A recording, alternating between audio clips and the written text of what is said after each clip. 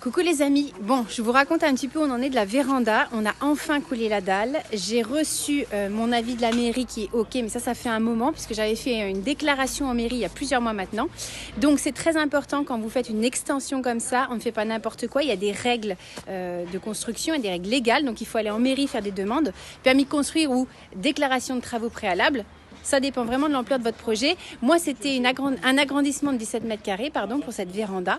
Donc, j'ai les autorisations en bonne et due forme. Et c'est la première chose à faire, commencer par ça. Deuxième chose, je vous montre, ça a été de couler la dalle. Alors, ça y est, elle a été coulée. Après les intempéries, les maçons qui finalement ne venaient pas puis qui sont venus. Voilà, donc ma dalle est coulée. Et ça, c'est une des choses les plus importantes. C'est qu'effectivement, il faut que votre véranda, elle soit posée sur quelque chose de solide.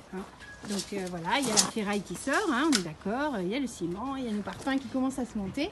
Et donc je vous rappelle que c'est là-dessus, sur ma maçonnerie, et hop, sur ma vue mer, que va venir se poser la véranda. Parce qu'on a quand même envie de profiter de cette vue mer au quotidien dans la cuisine. Donc là, ils sont en train de relever les mesures. Voilà. Ne me regarde pas, Lolotte, elle n'est pas assurée. Mais si. Voilà, regardez, il prend des bonnes mesures, hop, il est en train de nous indiquer voilà, où est-ce que la construction va se faire. J'ai le plombier qui travaille, qui me rajoute mes radiateurs également. Et puis il y a Lolotte qui fait ses traits. Voilà.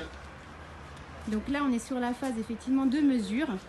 Il reste encore un petit peu à faire, il y a 1 ou 2 murets qui ne sont pas finis. Ils vont revenir la semaine prochaine pour la prise de mesure finale, mais en gros vous voyez c'est à ça que ça ressemble. On voit souvent ça dans la rue, c'est assez impressionnant. Et là, il m'a fait des traits au cordeau bleu sur le mur, si vous voyez. Tac, tac, tac, tac, tac. De tout fini. Enfin, en gros, je ne sais même pas trop à quoi ils servent les traits bleus, mais ça doit être pour prendre les mesures au final. Donc voilà, ma véranda rideau, Gustave Rideau, je l'ai signée tout à l'heure. Elle va partir en commande d'ici une semaine, le temps de refaire les mesures finales quand tout sera monté, les parpaings. Et puis, je suis très contente. J'espère que ça va être très beau.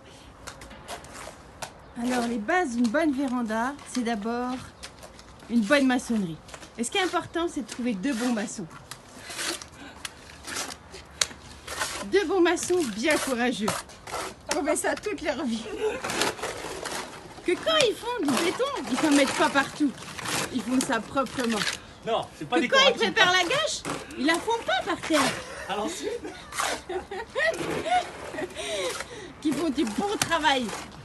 C'est ça que c'est bon. Que quand ils tirent, ils ont des outils bien propres. Ils font des choses bien lisses. Et ça fait pas partout. Non mais attends, c'est pas fait pour faire beau ça, c'est juste derrière le placo.